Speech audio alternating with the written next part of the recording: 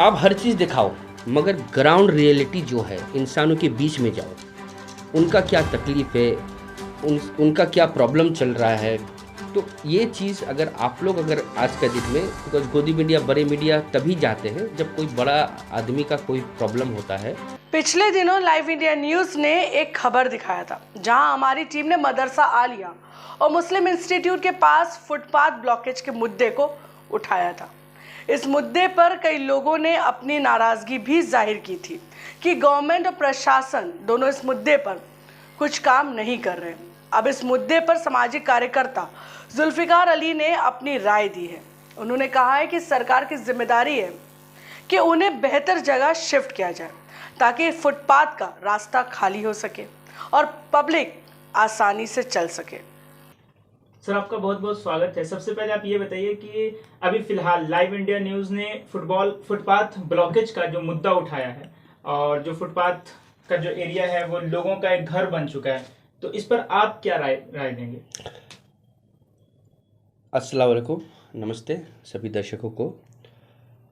ये जो आपने जो मुद्दा उठाया है, और हमारे जो फिरहाद हकीम साहब हैं, उनका भी स्टेटमेंट हमने न्यूज़पेपर में पढ़ा है।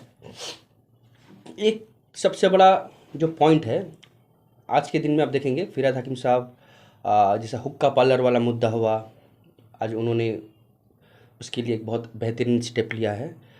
प्लस अभी ये जो मुद्दा उन्होंने रिसेंटली न्यूज़पेपर में, टेलीग्राफ में भी उनका आया था और आपने भी उनको उठाया है। तो मैं ये कहना चाहूँगा, देखिए ये बरसों से आप देखेंगे, जब से आप जन्म भी नहीं लिए होंगे तब से फुटपाथ के ऊपर में लोगों का घर बना हुआ है।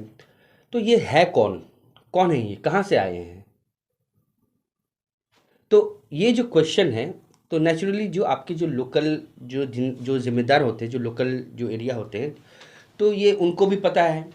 प्लस ये जो आपने जो इंटरव्यू जो जिन जिन लोगों का लिया, वहाँ पर काफ़ी सारे लोगों का कहना कि इस बारे में उन्होंने कंप्लेन भी किया था जो हायर अथॉरिटी है, मगर आज तक किसी ने कुछ नहीं किया। तो मैं फिरहाद हकीम साहब का शुक्रगुजार हूँ कि उन्होंने एक इतने बड़े पद में होते हुए, अर्बन डेवलपमेंट मिनिस्ट्री और रूरल डेवलपमेंट मिनिस्ट्री में हैं, ये जो स्टेप उन्होंने लिया है। तो मैं उनसे दरख्वास्त करूँगा कि अगर वो इस तरीके का जो नेक्स्ट सोच है वो करने जा रहे हैं कि फुटपाथ को साफ़ करने का, तो जो लोग रहते हैं उनका सही से रिसर्च हो, कौन है, कहाँ से आए हैं, और उन्हें एक रहने का भी एक अगर हो तो एक बंदोबस्त किया जाए। क्योंकि देखिए गरीबी से हर कोई लड़ रहा है आज के डेट में, महंगाई से हम लोग लड़ रहे हैं, तो हर एक चीज़ का दाम भी बढ़ गया है। तो अब मैं यही चाहूँगा कि कोई भी इंसान को जैसा बेघर ना हो, तो उनको एक सही प्लेटफॉर्म, एक सही जगह मिले गवर्नमेंट की तरफ से, जहाँ वो रह सके, अपना गुजारा कर सके। और फुटपाथ जो है लोगों के चलने के लिए है। आज कलकत्ता शहर में आप देखेंगे जितनी भी रोड्स है या जितनी भी एरियाज़ है, एक तो हमारा जो हेरिटेज है, ट्राम ट्राम भी रोड के ऊपर से जाता है, हमारी गाड़ियाँ भी जा रही है, रिक्शा, इतने सारे रिक्शा हो गए हैं। पहले तो हाथ का हैंड रिक्शा जो हुआ करता था, हाथ से जो चलाते थे, तो आज वो कम हो रहा है, वो भी एक हेरिटेज है। आज देखोगे लाइन से आपका साइकिल रिक्शा बहुत ज़्यादा चालू हो गया है, एक आपका ऑटो हो गया है। तो आदमी, रास्ता तो एक है, अब दायां में गाड़ी पार्किंग है, बायां में पार्किंग है, किसका पार्किंग है, कौन है, हु इज़ रिस्पॉन्सिबल? तो ये सब जो माजरा, बिकॉज देखिए कलकत्ता जो है ना हमारा, it is known as city of joy. यहाँ बहुत सारे टूरिस्ट आते हैं, ठीक है। अभी मैं आपको फ़िलहाल रिसेंट का मैं वाक़या बताऊँगा। मैं अभी सिंगापुर में कुछ दिनों के लिए था, हॉलीडे के लिए।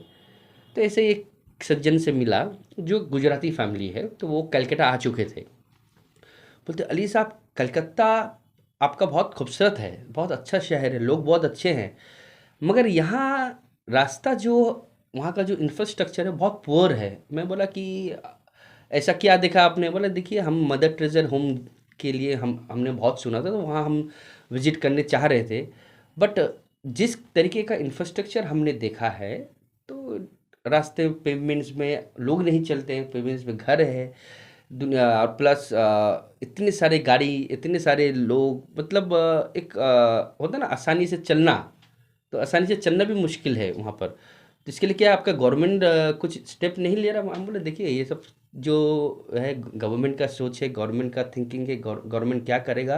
तो नेचुरली हमारा गवर्नमेंट कुछ ना कुछ प्लान करे, बिकॉज हमारा नया गवर्नमेंट आया है, 10 साल हुआ है, तो नेचुरली उनके माइंड में कुछ तो होगा। बिकॉज क्या होता है कि आप अगर कोई भी चीज़ का मुद्दा, प्लस मैं मीडिया वालों जो आप लोगों से कहना चाहता हूँ, गोदी मीडिया छोड़ के जो मेन स्ट्रीम मीडिया, उसको वाक्य में जो रवीश कुमार जी ने कहते हैं ना गोदी मीडिया, तो आज अगर लोगों का जो आंख है, आज आप सोशल मीडिया जो आप लोग हैं, जिस तरीके से लाइव इंडिया न्यूज़ है और भी बाकी के जो चैनल है, मैं चाहता हूं कि आप हर चीज़ दिखाओ, मगर ग्राउंड रियलिटी जो है, इंसानों के बीच में जाओ, उनका क्या तकलीफ़ है, उनका क्या प्रॉब्लम चल रहा है। तो ये चीज़ अगर आप लोग अगर आज का डेट में, बिकॉज गोदी मीडिया, बड़े मीडिया तभी जाते हैं जब कोई बड़ा आदमी का कोई प्रॉब्लम होता है, या बड़ा आदमी कोई फॉरेन टूर कर रहा है, या बड़ा आदमी कोई बीमार पड़ जाता है, वहीं पर जाता है पेज 3 के लिए। तो आप पेज 3 मीडिया मत बनो, आप लोगों के साथ में रहो, लोगों के साथ जुड़ो, लोगों का एक एक जो सुख है दुख है उसमें आप उनके साथ में रहो। तो इससे क्या होगा कि आपका जो रिपोर्टिंग है, जब एक आम इंसान भी देखेगा कि इनका जो रिपोर्टिंग है हर किसी को लेके है, तो हर इंसान आपको प्यार करेगा।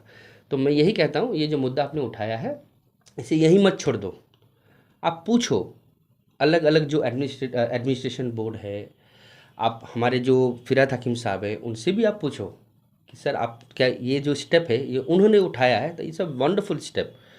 तो सोनार जो बोलता है ना, सोनार बंगला सिर्फ ऊपर से दिखाने से नहीं होगा, नीचे से भी साफ़ होना बहुत ज़रूरी है। और ये जितने भी लोग हैं, चाहे वो रास्ता में जो भी पेमेंट में रहते हैं या कुछ भी हो, उनका भी रहने का एक बंदोबस्त गवर्नमेंट करे।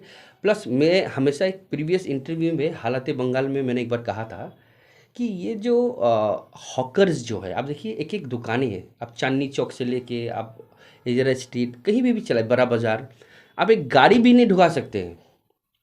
बिकॉज आप देखेंगे जो रोड है, रोड के सामने में भी सामान रखे हुए हैं।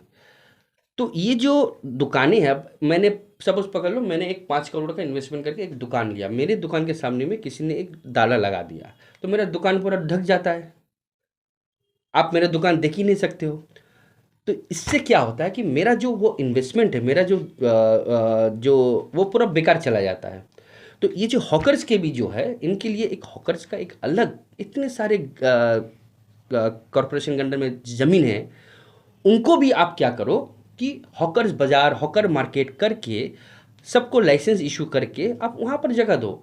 तो लोगों का माइंड में, जो टूरिस्ट हमारे देश में आएंगे, हमारे जो शहर में आएंगे, तो उनको पता है कि भाई हमें हॉकर मार्केट में शॉपिंग करना है, या हमें क्वेस्ट मॉल में हाई एंड शॉपिंग करना है, या हमें साउथ सिटी मॉल में हाई एंड शॉपिंग करना है। तो there is lots of options. Plus food market भी आप हॉकर्स मार्केट में लगाओ। तो जब पेमेंट्स के लिए आप जो पेमेंट्स है जहाँ चलते हैं लोग, वो जब क्लियर हो जाएंगे, आपका शहर बहुत खूबसूरत लगेगा देखने में।